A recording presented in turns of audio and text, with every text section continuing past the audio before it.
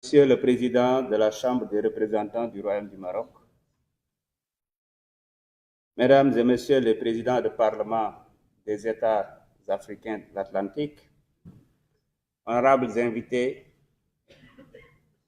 Mesdames et Messieurs, c'est avec un immense honneur que je prends la parole aujourd'hui devant cette auguste Assemblée. Réunis sous l'égide du dialogue et de la coopération entre des États africains atlantiques. Je tiens tout d'abord à exprimer ma profonde gratitude à mon homologue cher frère, M. Rachid Talbi El Alami, pour son invitation et l'excellence de l'accueil qui m'a été réservé, ainsi qu'à ma délégation.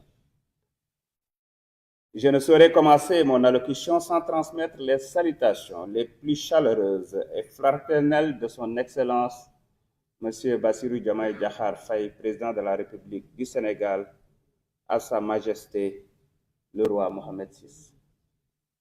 Au peuple frère du royaume chérifien, je vous apporte les salutations les plus distinguées du peuple sénégalais, terre de la Teranga, symbole d'hospitalité et de fraternité africaine. Notre présence ici traduit notre engagement commun à renforcer l'intégration de nos nations dans cet espace atlantique stratégique et qui constitue une façade essentielle pour le développement économique et la stabilité de l'Afrique.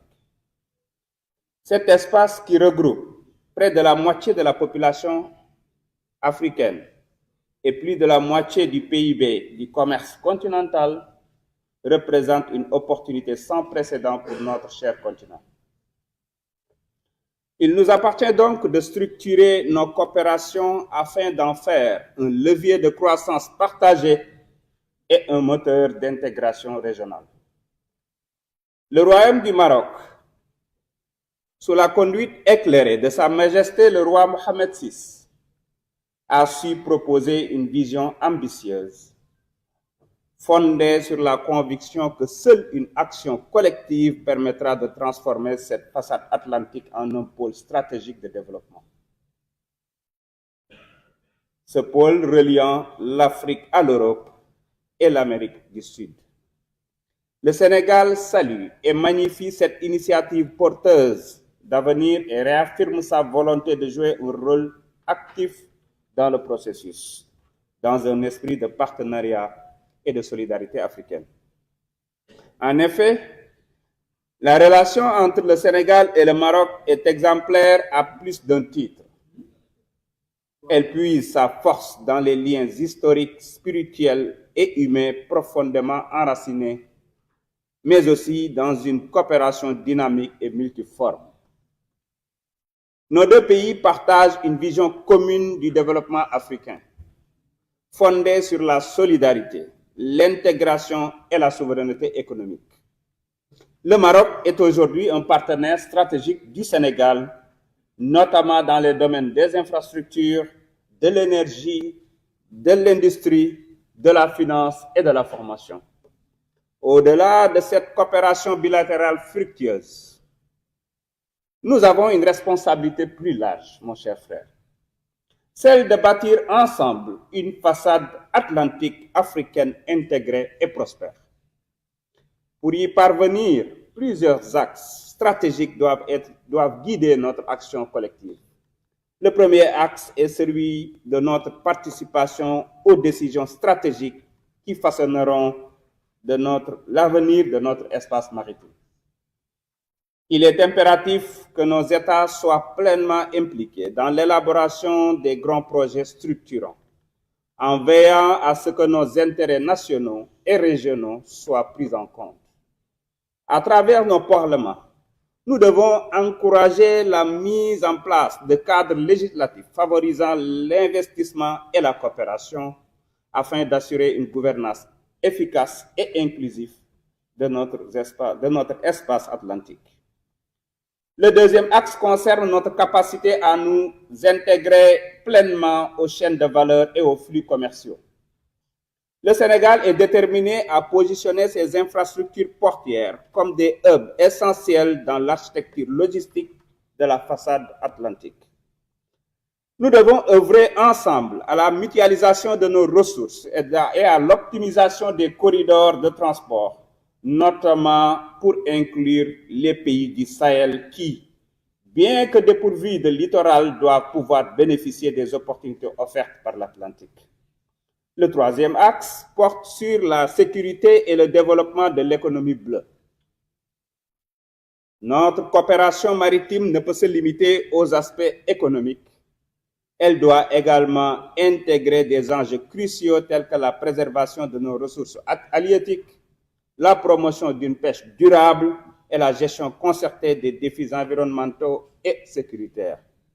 La protection de nos océans et de notre biodiversité est un impératif pour garantir une exploitation responsable et pérenne de nos richesses maritimes. Le quatrième axe, enfin, concerne le développement de la connectivité énergétique et des infrastructures stratégiques. Le projet de gazoduc Nigeria-Maroc est un exemple concret de l'importance d'une intégration énergétique régionale. Ce projet, qui reliera les zones de production de gaz du Golfe de Guinée à l'Europe en traversant plusieurs pays ouest-africains, constitue non seulement le plus long gazoduc du monde, mais aussi le plus grand projet de coopération de notre cher continent. Nous devons encourager d'autres initiatives similaires, notamment dans les domaines du transport ferroviaire et routier, afin de renforcer la connectivité et la compétitivité de notre espace atlantique. Dans cette dynamique, nos parlements ont un rôle central à jouer. Ils doivent être les garants d'un cadre législatif propice aux investissements et aux partenariats stratégiques. Ils doivent assurer un contrôle efficace des engagements pris par nos États afin que les projets annoncés se traduisent en réalisations concrètes et bénéfiques pour nos populations. Enfin, nos parlements doivent être des acteurs du plaidoyer pour inscrire la coopération atlantique africaine dans l'agenda international en veillant à ce que nos priorités soient reconnues et soutenues au plus haut niveau. Mesdames et messieurs, distingués invités, cette rencontre est une opportunité précieuse pour asseoir les bases d'une coopération plus forte entre nos nations.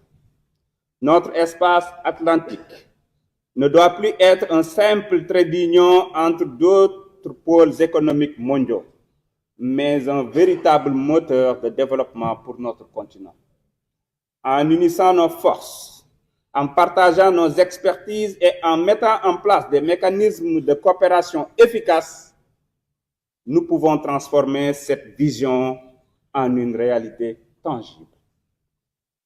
La relation privilégiée entre le Sénégal et le Maroc est une preuve vivante que l'intégration africaine est possible lorsque la volonté politique et la coopération économique se conjuguent. Ensemble, nous devons élargir cette dynamique à l'ensemble des États africains atlantiques, en faisant de notre façade maritime un espace de prospérité partagée. Ensemble, engageons-nous à faire de cette ambition une réussite. Nos peuples attendent de nous que nous soyons les artisans d'un avenir plus prospère et plus solidaire. Je vous remercie de votre aimable attention.